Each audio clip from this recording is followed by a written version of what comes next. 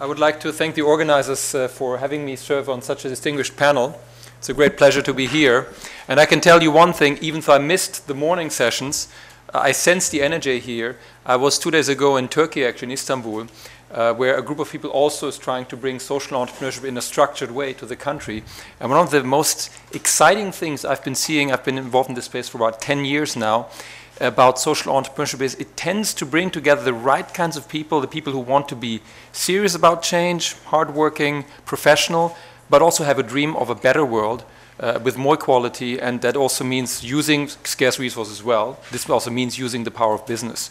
And it gives me much pleasure to be here. The question that the organizers put to me is, you know, what is the role of, in a sense, socially responsible businesses to promote social entrepreneurship? And I would like us to take very quickly, before we go into this, a step back, and let's just be aware.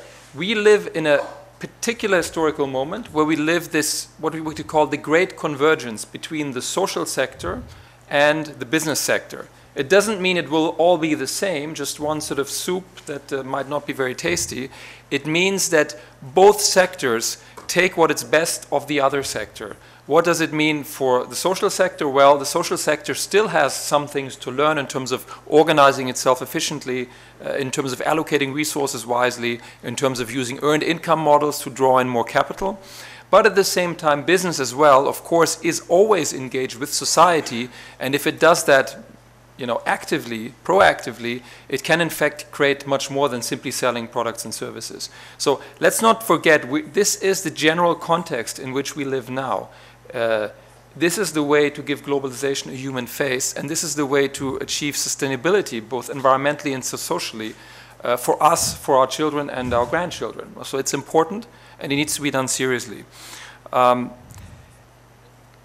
What I find most fascinating is the role of values here. On the one hand, we see that in business, values become more and more important. We ask, you know, is a business socially responsible? Is your behavior ethical? And on the other hand, in the social sector, we ask more and more, well, what's the real value in terms of economic empowerment, of social empowerment that we're giving, that we're providing to the people we work with? So that's really a sea change. And as we talk about social entrepreneurship, let's not forget that. So I would argue that when we think about the role of businesses, of businessmen in promoting social entrepreneurship, let's not just see it as a detached hobby, as something that you see at the side, but let's just really understand that we are right now, we're really converting all value chains.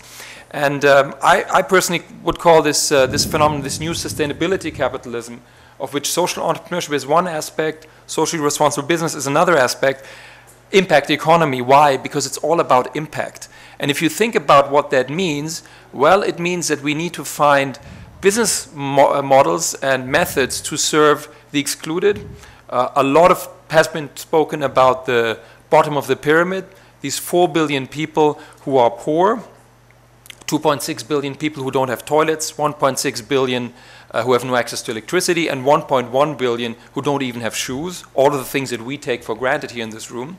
That's one aspect. Interestingly enough, when we talk about Europe, you know, sometimes we deal with skeptics as well. You know, they tell us and say, well, this doesn't really apply to our reality. How does this, you know, how does this concern us?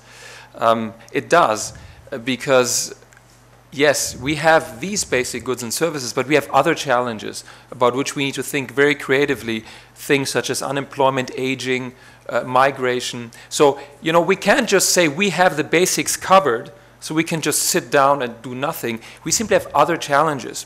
And if you mirror that and look at the space of business, interestingly enough, new propositions are coming on stream. On the business side, if you think about the brands that are most admired, that get the most excitement, well, those tend to be brands that are associated with social issues. Think about fair trade, think about the Transforming Industries Initiative of the World Wildlife Fund, think about new products that are environmentally responsible, such as the Toyota Prius. So, you know, when we think about the role of businesses and businessmen in promoting social entrepreneurship, the good news is they have a lot to give in terms of expertise, and it is in their interest, which is important because, you know, if we do things that are not at all in our interest, it's sometimes hard to maintain the commitment over the long run, and it's hard to do more than a little bit. Because what we're talking about here is we want to transform society at the end of the day, so that you know, we get to a juster, more effective society around the world, and also here in Slovenia. In Europe and in the United States, one aspect of this are also the so-called LOHAs, these, you know, the people who adopt this lifestyle of healthy living and sustainability. So when we think about business and social entrepreneurship and how it fits together, let's not think that this is a satellite activity somewhere. This is very much at the center of how the economy is going to look like 10, 20 years from now. So this is just to get us started to think about that. Actually, I think I'm on the wrong presentation now. Oh, okay, they're all in one. Let me just scroll back quickly. It's always good to move fast, but we don't want to move that fast here. So, what does this mean for social entrepreneurship? Well, this means for social entrepreneurship, if you look at, and I always think finance is a good way of thinking about things, partially because I've worked in a bank, but also partially sooner or later someone has to pay for something if you want to do something in scale. This is just the way things are. What we currently have is a situation where 55 trillion of wealth, and it was mentioned before that there is a lot of wealth in the world, are professionally managed, and the bulk of it is still invested in a very conservative fashion. Now there's a small part here, the so-called impact investments, investing in social entrepreneurs, providing them with financial resources. That is small. There are some estimates that it could grow up to $1 trillion in the next 10 years, which seems very big, I have to say, if I think about the struggle that one has just to allocate 100,000 euros or 200,000 euros or 1 million euros to social entrepreneurs today. But what I'd like to argue is when we think about the future of social entrepreneurship and its role in society, both these things will be affected. So the bulk of investments will change in nature. It will become more socially and environmentally oriented. And then there'll be this, in a sense, avant-garde kinds of ways of doing things that are very entrepreneurial, dealing with social challenges that are socially entrepreneurial in a pure sense, and that are funded by these so-called impact investments. So let's just be aware, we're talking about something here that could potentially be very big, and we're talking about a phenomenon that is really happening all around the world. I travel quite a bit. I'm working with social entrepreneurs and funders of social entrepreneurs in different continents. And the interesting thing is, yes, every country is different, every culture is different, but this is a sea change. We're all thinking about entrepreneurial ways to make a difference all around the world.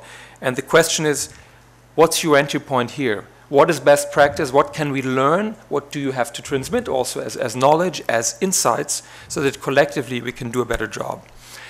I don't want to talk too much about the corporate side. I think this will be covered probably later.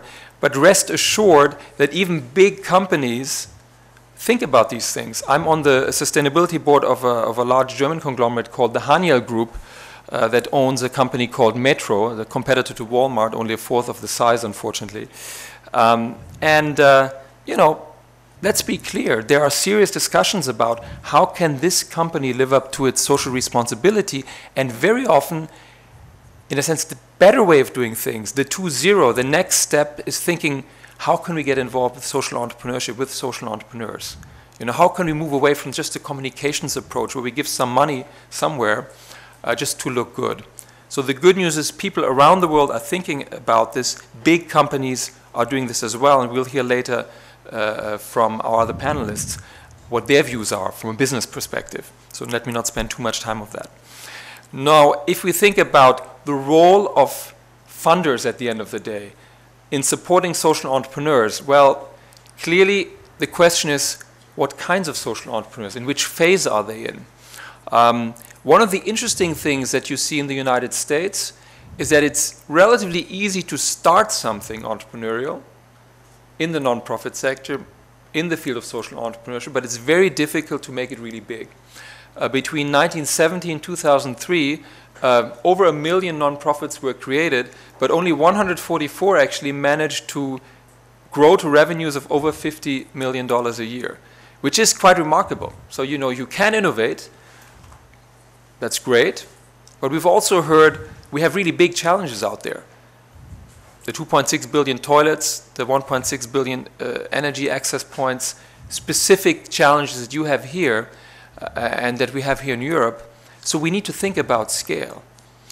And this means that business entrepreneurs often have something else to transmit in addition to money, and that is their skills in building organizations that can reach scale, that can deliver something, a product or a service, in a way that is reliable, that is high quality.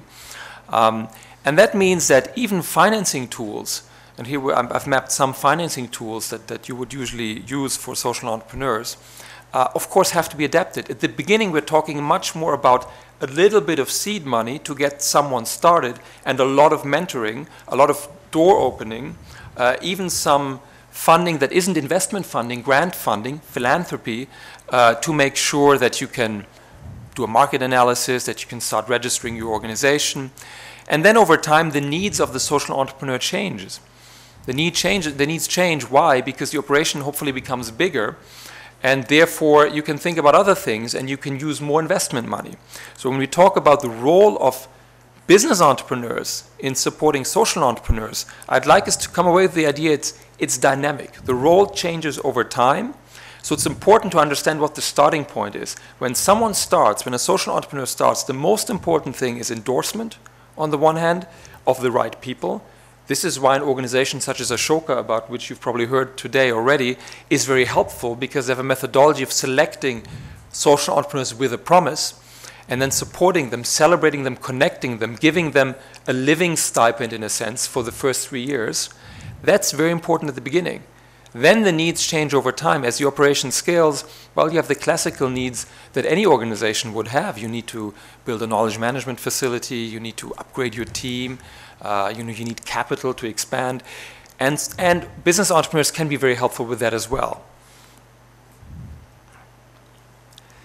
What I find very fascinating in working with both business entrepreneurs and social entrepreneurs, if you're really at this intersection, is that the views are very different on what's needed. And this is, I think, when we talk about Slovenia, one of the key things that I would encourage you to try to get right when you structure social entrepreneurship, the promotion of social entrepreneurship here.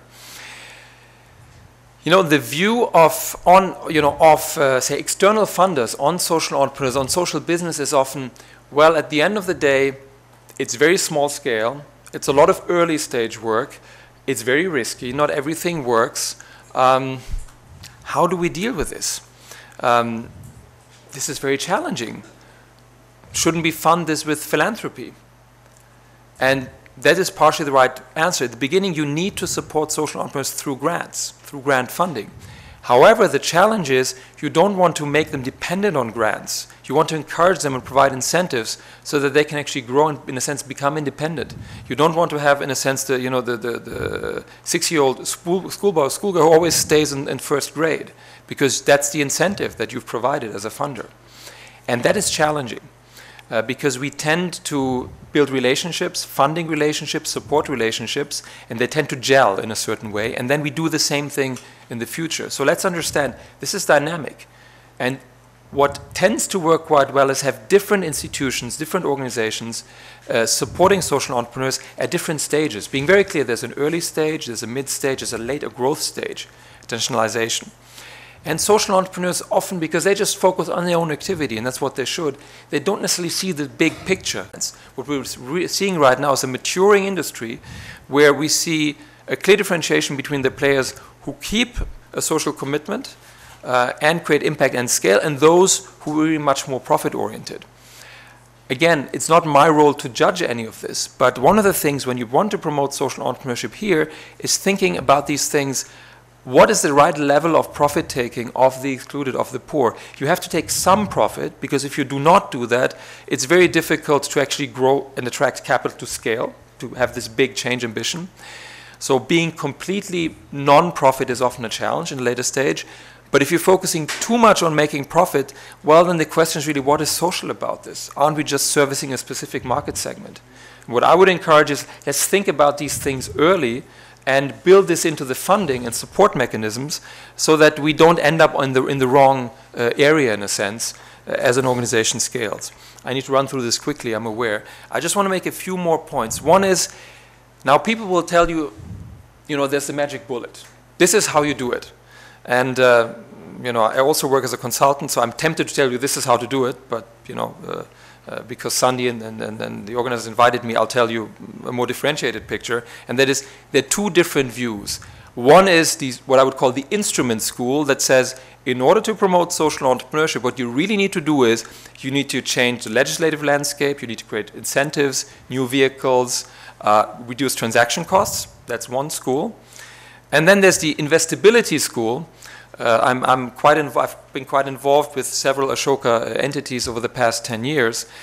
And there what you find is, in fact, many of the fellows couldn't absorb €1 million as an investment today if you wanted to give it to them. So the investability school says, yes, social entrepreneurs can scale, but not everyone needs to scale directly through his or her organization. They can also scale indirectly by replicating the model. Think about Muhammad Yunus. He's in Bangladesh. He's not in Mexico. He's not in the United States. He's not in Eastern Europe. So you can replicate. You have to have a view on open sourcing. That's one important aspect. And the other one is you need to do capacity building. Organizations need to be ready to take on the money. And the truth is probably both is right. You need to, on the one hand, create an enabling environment from a legal point of view so that social entrepreneurship can thrive. But you also need to provide the funding and the incentives to actually grow social entrepreneurs into the right direction so they can really have a maximum impact. Now, in closing, and you know, all of the things that I said are really just, I'm brutally simplistic here. The good news is there's a much longer paper that explains all of that. If someone's interested, we can certainly circulate that, and we can circulate the presentation.